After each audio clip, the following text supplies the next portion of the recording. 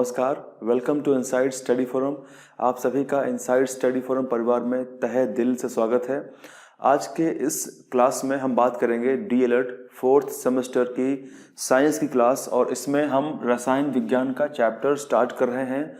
आपके डीएलएड के जो पाठ्यक्रम है, जो पूरा सिलेबस है, उसमें जो चैप्टर्स दिए गए हैं उन सभी चैप्टर्स को कंप्लीट कर दिया गया है। केवल 2 चैप्टर्स बचे हुए हैं और धीरे धीरे आपके परीक्षा से पहले पहले हम उन सभी चैप्टर्स को कंप्लीट कर देंगे। बस आप लोग लगातार शेयर करते रहें वीडियोस को और इसको पूरा देखें। वीडियो जब भी आप देखें तो पूरा देखें, पूरा लास्ट तक देखें, ताकि आपको एक एक बात समझ में आए। और प्रत्येक चीज़ें जो वीडियोस में बताई जाती हैं वो आपके परीक्षा के लिहाज से बहुत उपयोगी हैं, तो आप लोग ज़रूर पूरा लास्ट तक देखा करें। तो स्टार्ट करते हैं। तो आज की इस क्लास में हम बात करने वाले हैं केमिस्ट्री में, रसायन विज्ञान में खनिज एवं धातु, अयस्क धातु का निष्कर्षण कैसे होता है, धातु तथा अधातु में अंतर क्या होता है। तो इस चैप्टर में हम कंप्लीटली बात करेंगे कि मिनरल्स क्या होते हैं और किस तरीके से मिनरल्स से, यानी किस तरीके से खनिजों से अयस्क को प्राप्त किया जाता है, किस तरीके से अयस्कों से धातु को निष्कर्षित किया जाता है, और धातु अधातु में डिफरेंस क्या होता है, अंतर क्या होता है। तो इसको पूरा कंप्लीटली हम फिनिश करेंगे। आई थिंक 1 या 2 पार्ट्स में इसको पूरा हम फिनिश कर लेंगे। अब देखिए, अगर मैं आपसे बोलूं कि खनिज क्या होता है, या अयस्क क्या होता है, या धातु क्या होती है, या अधातु क्या होती है, तो आप लोग जरा सोचिए कि बिना धातु के अगर हमारे संसार में, हमारे अर्थ पर अगर धातु ना होती, अगर मेटल ना होता, तो क्या होता। कोई भी चीज़ जो हम बड़ी आसानी से, बड़ी सुगमता से इस्तेमाल कर पाते हैं, और हम उसको काफ़ी ज़्यादा टफ चीज़ों में, काफ़ी जो कठोर चीज़ें होती हैं वहाँ पर भी हम उसको इस्तेमाल में लेके आते हैं और आसानी से हम अपनी ज़िंदगी व्यतीत करते हैं। यानी मैं बात कर रहा हूँ धातुओं की। जैसे मान लीजिए हमारी जो छत है, छत में जो सरिया पड़े होते हैं वो किसके होते हैं, धातु के होते हैं। और धातु कौन सा होता है, धातु लोहा होता है, आयरन होता है। इस प्रकार प्रत्येक जगह जितनी भी इंडस्ट्रीज बनी हुई हैं, जितने भी फैक्ट्रीज हैं, जितने भी बड़े बड़े उद्योग हैं, जो मशीनें हैं, उन सब में धातुओं का बहुत ज़्यादा मात्रा में उपयोग होता है। क्योंकि धातुओं को किसी भी रूप में हम ढाल सकते हैं और उसको हम कोई भी रूप दे सकते हैं आसानी से। तो धातुएं काफ़ी स्ट्रांग होती हैं, तो इसका उपयोग हम अपने लाइफ को आसान, इजी करने के लिए इस्तेमाल करते हैं। लेकिन क्या आपने कभी सोचा है कि ये धातुएं जो हम प्रत्येक वस्तु में, प्रत्येक चीज़ में इस्तेमाल करते हैं, ये धातुएं कहाँ से आती है। जैसे मान लीजिए मैंने घड़ी पहन रखी है, ये इस घड़ी में जो भी मेटल लगा होगा, धातु लगी होगी, ये कहाँ से आई। क्या मैंने मिट्टी खोदी या चट्टान को तोड़ दिया। क्या चट्टान के टूटने से धातु निकला या मिट्टी के खोदने से धातु निकला, नहीं। इसका मतलब क्या है कि धातुएं जो होती हैं वो किसी भी चट्टान में, किसी भी मृदा में, किसी भी प्लेस पर वो खनिजों के रूप में पाई जाती हैं। और जब भी हम किसी भी खनिज को फाइंड करते हैं, प्राप्त करते हैं, और उससे फिर हम कोई भी अयस्क को एक्सट्रैक्ट करते हैं, किसी भी अयस्क को, ओर को वहां से हम निकालते हैं और उस ओर के अंदर हम धातुओं को प्राप्त करते हैं। तो इसका मतलब क्या है कि जो धातुएं होती हैं वो हमको मुक्त अवस्था में नहीं मिलती हैं, वो हम उनको किसी न किसी अयस्क के रूप में ही प्राप्त करते हैं। ठीक है, मैं बात कर रहा हूँ मेजॉरिटी की, बहुत सी धातुओं की बात कर रहा हूँ मैं, कुछ एक्सेप्शन भी हो सकती है। देखिए, सबसे पहले यहाँ पे हम बात करने जा रहे हैं खनिज के बारे में कि खनिज होता क्या है। खनिज जिसका मतलब होता है इंग्लिश में मिनरल्स। खनिज को इंग्लिश में मिनरल्स कहते हैं। कुछ ऐसे खनिज हैं जिनकी आवश्यकता हमारी बॉडी को बहुत पड़ती, जैसे लोहा, आयरन हमारे चारों तरफ इस्तेमाल होता है, बड़े बड़े बसों में, ट्रेन्स में, और हमारे बॉडी में, हमारे ब्लड के अंदर भी आयरन्स इस्तेमाल होता है। और आयरन हमारे बॉडी का एक बहुत बड़ा पार्ट है जो अत्यंत महत्वपूर्ण क्रिया को अंजाम देता है, जैसा हमने ब्लड के चैप्टर में पूरा पढ़ा था। अगर आप लोगों ने वो उसको नहीं देखा है तो आप लोग ज़रूर उसको देखिएगा। उसकी पूरी उस ब्लड चैप्टर के, रक्त के, जिसमें आरबीसी, डब्ल्यूबीसी, प्लेटलेट सब कुछ पढ़ाया गया है और पूरा विस्तार से पढ़ाया गया है, कुछ भी छोड़ा नहीं गया है। उसके लगभग 7 पार्ट्स बने हुए हैं एक चैप्टर के। तो आप जरा सोच लीजिए कि कितना विस्तार से उसको समझाया गया होगा। तो वो आपको मिल जाएंगे, सारे वीडियोस आपको मिल जाएंगे डीएलएड की प्लेलिस्ट में, ऑल चैप्टर्स में। आप वहाँ पे जाकर उसको ढूंढिए और उसको देखिए। खनिज को हम इंग्लिश में मिनरल्स कहते हैं। मिनरल्स का हमारे जीवन में बहुत ज़्यादा योगदान होता है। सबसे पहले हम जानते हैं कि खनिज होता क्या है। देखिए, खनिज का मतलब क्या है? खनिज यानी ये दो वर्डों से मिलकर बना है। एक वर्ड है खनि। खनि मतलब क्या है? खनि एक संस्कृत का वर्ड है, खनि, जिसका मतलब होता है खान। खनि का मतलब क्या होता है? खान होता है। और तो अगर हम सिंपली इसको बोलें कि भाई खनिज का मतलब क्या होता है, तो खनिज का मतलब होता है कि कोई भी पदार्थ, कोई भी चीज जो खान से उत्पन्न हुई हो, उसको हम बोलते हैं खनिज। इसका मतलब कि जब भी हम माइनिंग करते हैं, जब भी हम किसी चीज का खनन करते हैं, किसी चट्टान का या किसी पर्टिकुलर एरिया में किसी मृदा का हम खनन करते हैं, तो उससे हमको कुछ पदार्थ प्राप्त होते हैं। उसी को हम शाब्दिक भाषा में एकदम आसान तरीके से खनिज कह सकते हैं। और उस खनिज के अंदर कई सारे ओर हो सकते हैं, यानी कई सारे अयस्क हो सकते हैं, और उन अयस्कों से हम धातुओं को प्राप्त करते, धातुओं को निष्कासित करते हैं। तो ये था हमारा सिंपल सा मीनिंग खनिज का। तो अब खनिज के बारे में कुछ स्टैंडर्ड डेफिनेशंस हैं जो आपको आपके पेपर में लिख के आना है। अगर क्वेश्चंस आता है खनिज के बारे में, खनिज क्या है, तो आप उन परिभाषाओं को इस्तेमाल करेंगे, अपने एग्जाम में लिख के आएंगे, और फिर धीरे धीरे हम प्रत्येक विधि से जो भी पॉसिबल तरीका हो पाएगा, हम उससे सारे जो भी खनिज हैं, धातु है, अयस्क है, धातु है, उसका किस तरीके से निष्कासन होता है, और धातु अधातु में अंतर क्या होता है, खनिज में और अयस्क में क्या डिफरेंस होता है, सारी बातों को हम आसानी से डील करेंगे ताकि आप लोग समझ पाएं और एकदम आसान भाषा में उन उत्तरों को, अपने क्वेश्चंस जब भी पेपर देंगे आप, वहां पे अगर आते हैं तो आप लोग उसको इजीली कर पाएं। मिनरल्स यानी खनिज, जैसे धातुएं, कोयला, पेट्रोल, डीजल इत्यादि, ये कहाँ से हमको मिलते हैं? ये हमको मिलते हैं जब पृथ्वी में हम खनन करते हैं, जब पृथ्वी में हम माइनिंग करते हैं, तो हमको ये प्राप्त होते हैं। ये एक प्रकार से हम इनको खनिज भी कह सकते हैं। किसको? धातुओं को, कोयला, पेट्रोल, डीजल, इनको हम खनिज भी कह सकते हैं। या फिर कोई पदार्थ जिस रूप में खानों मूल स्रोतों से प्राप्त किया जाता है। इसका मतलब क्या है कि जब भी हम किसी पर्टिकुलर क्षेत्र में माइनिंग करते हैं, खनन करते हैं, और खनन करते क्यों हैं? खनन करते हैं धातुओं को प्राप्त करने के लिए, क्योंकि हमको धातुओं की आवश्यकता होती रहती है। इसलिए हम क्या करते हैं, पर्टिकुलर क्षेत्र में कहीं ना कहीं किसी विशेष क्षेत्र में खनन करते हैं, तो उससे जो हमको पदार्थ प्राप्त होता है उसको हम खनिज कहते हैं, क्योंकि हमने खनन से उसको प्राप्त किया है। खनिज पृथ्वी के तल पर, भूपर्पटी में तथा समुद्र में भी ये पाए जा सकते हैं। जैसे खनिज धातु तथा अधातु दोनों प्रकार के हो सकते हैं। इसका मतलब क्या है कि जब भी हम खनिजों को प्राप्त करते हैं तो उसके अंदर धातु तथा अधातु दोनों प्रकार के हमको उसमें पदार्थ प्राप्त होते हैं, धातु एलिमेंट तत्व मिलते हैं। जैसे स्फटिक, क्वार्ट्ज, अभ्रक, ये जो हमको पदार्थ प्राप्त होते हैं खनिजों से, ये क्या है?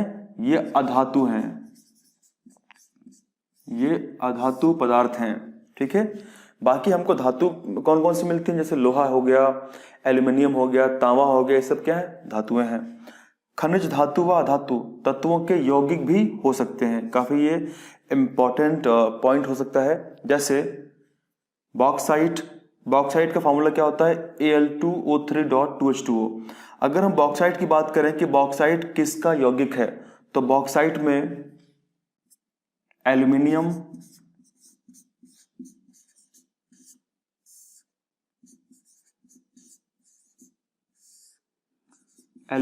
और ऑक्सीजन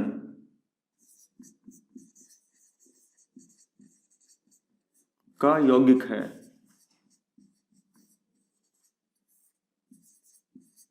इसका मतलब क्या है? अब यहां पे क्या लिखा हुआ है?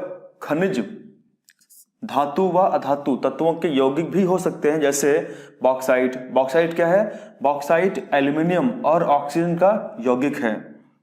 उसके अलावा अधिकांश धातुएं संयुक्त अवस्था में अपने यौगिकों के रूप में ही हमको प्राप्त होती हैं। ठीक है। उसके अलावा कुछ धातुएं ऐसी भी हो सकती हैं, यानी कुछ ऐसे भी हमको धातुएं मुक्त अवस्था में भी मिल सकती हैं। जैसे कौन कौन धातुएं हमको मुक्त अवस्था में मिलती हैं? एक तो सोना है यानी गोल्ड, दूसरा प्लेटिनम इत्यादि, ये हमको प्रकृति में केवल मुक्त अवस्था में ही प्राप्त होती हैं। तो ये कुछ शॉर्ट नोट है खनिज के रूप में। तो अगर आपके एग्जाम में खनिज के ऊपर कोई क्वेश्चन आता है और पूछा जाता है कि खनिज क्या होता है, तो आप लोग इन पॉइंट्स को अगर लिख के आएंगे तो आपको डेफिनेटली अच्छे अंक मिलेंगे। इसके बाद हम बात करने वाले हैं कि अयस्क क्या होता है और खनिज में और अयस्क में प्रमुख अंतर क्या होते हैं। तो उसके अंदर भी हम कुछ पॉइंट्स को देखेंगे जो पॉइंट्स हमारे खनिज से संबंधित होंगे। और यानी अयस्क, और का मतलब क्या होता है? अयस्क होता है। और ये हमको कहाँ से प्राप्त होते हैं? ये हमको खनिज से प्राप्त होते हैं। अब देखिए, जो भी प्रकार के हम धातुओं को प्राप्त करते हैं वो हम ओर से प्राप्त करते हैं। ऐसा नहीं होता कि हमने मिट्टी खोदी या फिर चट्टान को तोड़ दिया, उससे हमने धातु निकाल ली। हमको धातुएं ओर के रूप में प्राप्त होती हैं प्रकृति के अंदर, तो वहीं से हम धातुओं को प्राप्त करते हैं। अब होता यह है, जैसे मान लीजिए कोई एक चट्टान है, मान लीजिए कोई एक ये सेल है, कोई चट्टान है, ठीक है, चट्टान का टुकड़ा है। इस चट्टान के टुकड़े में जो भी खनिज हैं, इस चट्टान के टुकड़े में जो भी खनिज हैं वो बहुत कम मात्रा में है, ठीक है। एक और कोई चट्टान का टुकड़ा है, इस चट्टान के टुकड़े में जो खनिज हैं वो बहुत ज्यादा मात्रा में है, बहुत अधिक मात्रा में है, बहुत अधिक मात्रा में है। अब देखिए, इसके अंदर बहुत कम मात्रा में खनिज थे, इसके अंदर बहुत अधिक मात्रा में खनिज थे। अगर हम इसमें से खनिजों को एक्सट्रैक्ट करेंगे, अगर हम इसमें से इस चट्टान में से खनिजों को निकालने का प्रयास करेंगे, तो मालूम चला कि बहुत कम इसमें खनिज थे और हमने काफ़ी ज़्यादा एक्सपेंस लगा दिया, काफ़ी ज़्यादा अपना खर्चा लगा दिया इनमें से खनिजों को, मिनरल्स को प्राप्त करने में।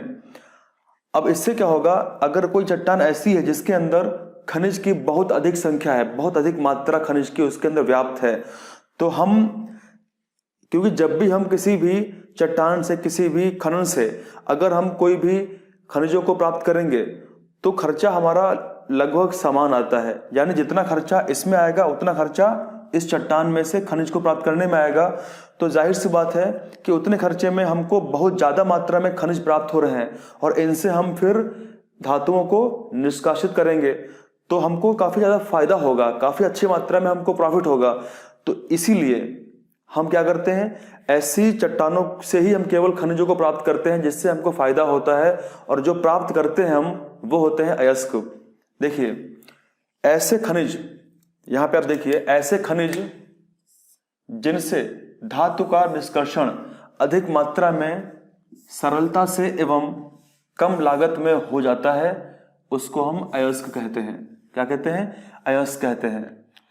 तो जैसा हमने जाना कि खनिज से हम धातुओं को प्राप्त करते हैं, लेकिन अगर कोई चट्टान ऐसी है जिसके अंदर हम बहुत ही कम लागत से, आसानी से, सरलता से धातुओं को प्राप्त कर लेते हैं, वो क्या है? वो होता है अयस्क। ठीक है, इसका मतलब क्या है कि धातुओं को हम अयस्कों से प्राप्त करते हैं। लेकिन अगर बहुत कम खर्चा होता है, बहुत कम लागत हम लगाते हैं, हमको अच्छा ज्यादा धातुएं प्राप्त होती हैं, उसी को हम बोलते हैं अयस्क। यानी वो एक पूरा सिस्टम होता है। ठीक है, आप लोग इस परिभाषा को ध्यान में रखेंगे। ये बहुत ही सरल परिभाषा है। अगर आपके एग्जाम में क्वेश्चन आता है तो आप लोग इसको जरूर लिख के आएंगे। अब देखिए, कुछ ऐसे धातुएं हम डिस्कस करने वाले हैं जो हम किसी न किसी ओर से, किसी न किसी अयस्क से प्राप्त करते हैं। जैसे लोहे की अगर हम बात करें तो लोहा हम कैसे प्राप्त करते हैं? तो लोहा हम प्राप्त करते हैं हेमेटाइट, मैग्नेटाइट, सिडराइट। ये सब क्या है? ये सब है अयस्क। जैसे मान लीजिए एल्यूमिनियम हम प्राप्त करते हैं बॉक्साइट से। बॉक्साइट क्या है? बॉक्साइट एक अयस्क है। तो इस तरीके से हो सकता है कि हमारे एग्जाम में कुछ ऐसे और पूछ ले कि बताओ ये धातु कौन से ओर से प्राप्त होती है। तो कुछ ऐसी हम ओर की बात करेंगे और उनके धातुओं की बात करेंगे। धातु, अयस्क और उनके रासायनिक सूत्र की बात करते हैं। यहाँ पे इस लिस्ट में कुछ इंपॉर्टेंट धातुएं हैं और कुछ इंपॉर्टेंट अयस्क हैं, और उनके केमिकल नेम यानी केमिकल फार्मूला है। देखिए, सबसे पहले बात करते हैं मैग्नीशियम। मैग्नीशियम जो धातु है वो कहाँ से प्राप्त होती है? वो प्राप्त होती है मैग्नेसाइट और से, मैग्नेसाइट अयस्क से, जिसका फार्मूला क्या है? MgCO3। उसके बाद जिंक की अगर बात करें, जिंक कहाँ से प्राप्त होती है? तो जिंक का जो अयस्क है वो है कैलेमाइन और इसका फार्मूला क्या है? ZnCO3। उसी प्रकार कैल्शियम, कैल्शियम जिप्सम से प्राप्त होती है और सभी को पता है कि जिप्सम का फार्मूला क्या होता है? CaSO4.2H2O। उसके अलावा अगर बात करें सिल्वर की, कि सिल्वर जो है उसका कौन सा अयस्क है? तो इसका अयस्क है अर्जेंटाइन और इसका फार्मूला है Ag2S। लोहे की बात करें अगर, तो इसका जो अयस्क है वो हेमेटाइट है और इसका फार्मूला क्या है? Fe2O3। कॉपर की बात करें तो कॉपर ग्लास है और इसका फार्मूला क्या है? Cu2S। लेड की बात करें तो इसका जो अयस्क है वो है गैलेना और इसका फार्मूला क्या है? Pbs। अगर बात करें एल्यूमिनियम की, तो इसका जो अयस्क है वो है बॉक्साइट और इसका फार्मूला क्या है? Al2O3.2H2O। तो इस तरीके से ये सभी इंपॉर्टेंट आप लोग ध्यान में रखेंगे, धातु और अयस्क और उसके रासायनिक सूत्र। इसके अलावा और भी बहुत सारे धातुएं हैं और उनके बहुत सारे अयस्क हैं। जब हम प्रैक्टिस क्वेश्चंस करेंगे, अभी इसके बाद में कुछ वीडियोस आएंगे जो विशेष रूप से आपके प्रैक्टिस क्वेश्चंस के लिए होंगे, तो उसमें हम ढेर सारे ऐसे बहुविकल्पी प्रश्नों में ऐसे ढेर सारे हम और धातुओं के बारे में क्वेश्चंस बनाएंगे, फ्रेम करेंगे, ताकि आपकी प्रैक्टिस अच्छे से अच्छी हो पाए। अब देखिए, एक बात आप ध्यान रखेंगे, कोई धातु होगी, ठीक है, उसके कई सारे अयस्क हो सकते हैं। इसका मतलब क्या है कि एक कोई धातु कई अयस्क से प्राप्त की जा सकती है। इसका मतलब यह है, जैसे अगर हम एग्जाम्पल की बात करें लोहा की, यानी हम बात करते हैं एग्जाम्पल की आयरन की, तो इसका जो अयस्क है वो हेमेटाइट हो सकता है, उसके अलावा मैग्नेटाइट हो सकता है, उसके अलावा आयरन पायराइट हो सकता है, उसके अलावा और भी कुछ हो सकते हैं। तो कई प्रकार के अयस्कों से हम लोहे को प्राप्त कर सकते हैं। ये तो आप ध्यान रखेंगे इन बातों को। मित्रों, इस वीडियो में यहीं तक था। इसके आगे फिर जो बाकी चीजें बची हुई हैं उनके बारे में हम बात कल करेंगे। यानी कल हम बात करने वाले हैं कि किस तरीके से डिफरेंस हो सकता है एक अयस्क में और एक खनिज में, यानी अंतर क्या हो सकता है मिनरल में और ओर में।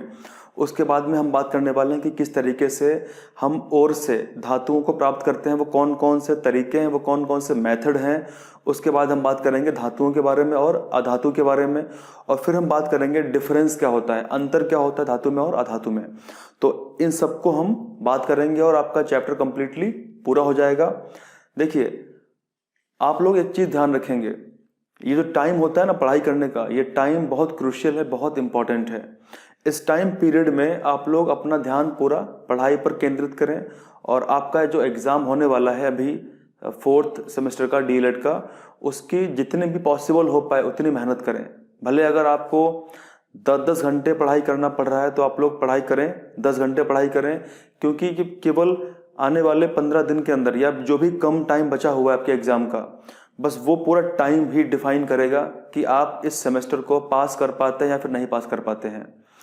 क्योंकि हम पिछले कई सेमेस्टर्स में देख रहे हैं कि काफ़ी लोगों के बैक लग रही है, बहुत ज़्यादा बैक्स की संख्या होती जा रही है।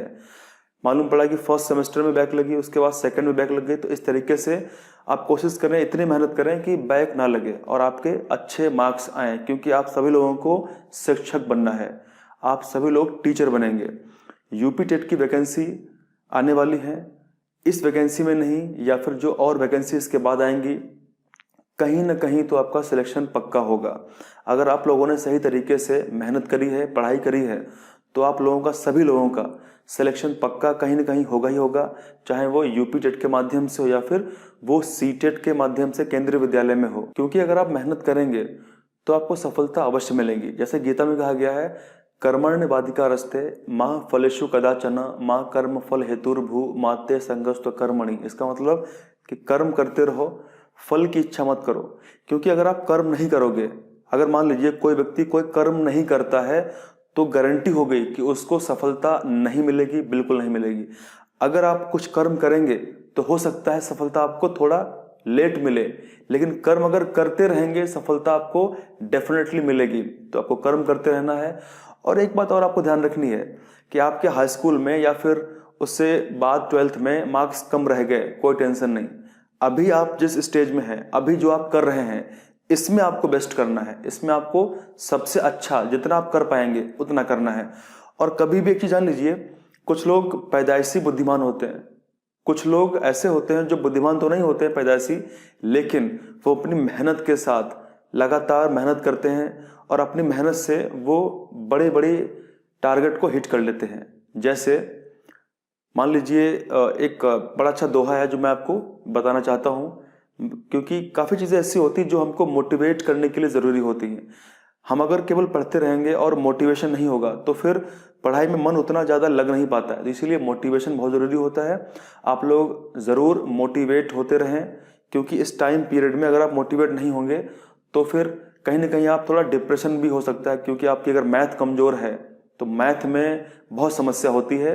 बाकी हमारे चैनल पर आपको 4 सेमेस्टर के सारे जो चैप्टर्स हैं डीएलएड के 4 सेमेस्टर के प्रैक्टिस क्वेश्चंस लगातार कराए जा रहे हैं, और मुझे लगता है कि उससे बेटर आपको कहीं कुछ मिलने वाला नहीं है। बाकी साइंस की अगर बात करें, साइंस में चैप्टर्स ऑलमोस्ट पूरे हो गए हैं, कुछ चैप्टर्स बचे हुए हैं, तो वो भी आपके एग्जाम से पहले पहले हो जाएंगे। प्रैक्टिस क्वेश्चंस भी हम लोग सॉल्व कर लेंगे। उसके बाद देखिए, अगर मैं आपको बताना चाहूँ, जो एक बड़ा अच्छा फेमस दोहा है कि करत करत अभ्यास ते जड़मत होत सुजान, रसरी आवत जात ते सिल पर पड़त निशान। इसका मतलब क्या है कि एक घास का जो टुकड़ा, एक घास के द्वारा जो बटी हुई रस्सी होती है, वो भी जब लगातार इतने बड़े कठोर पत्थर पर लगातार रगड़ती है तो उस पर भी निशान छोड़ देती है। इसका मतलब क्या है कि अगर हम लगातार प्रैक्टिस अभ्यास करते रहेंगे, लगातार अभ्यास करते रहेंगे, तो हम अपनी मंजिल को, हम उस चीज़ को जो हमको आज टफ लगती है उसको इजी कर लेंगे। जैसे कुछ लोगों को मैथ बहुत कठिन लगती है, लेकिन लगातार जब प्रैक्टिस करेंगे, क्वेश्चन सॉल्व करेंगे, लगातार वीडियोस को देखेंगे, बार बार देखेंगे, चीज़ों को समझेंगे, तो डेफिनेटली उनको भी मैथ आसान लगना शुरू हो जाएगी। बस आपको थोड़ा मेहनत करना है, ठीक है? मेहनत से पीछे नहीं हटना है और सफलता आपके कदम चूमेगी। तो ये कुछ मोटिवेशन था मेरी तरफ से। बाकी आप लोग का पेपर अच्छा होगा। आप लोग जितना टाइम बचा हुआ है आप लोग अच्छी तरीके से मेहनत करिए, ठीक है? Thank you very much, thank you. कल मिलते हैं। Thank you very much. जय हिंद,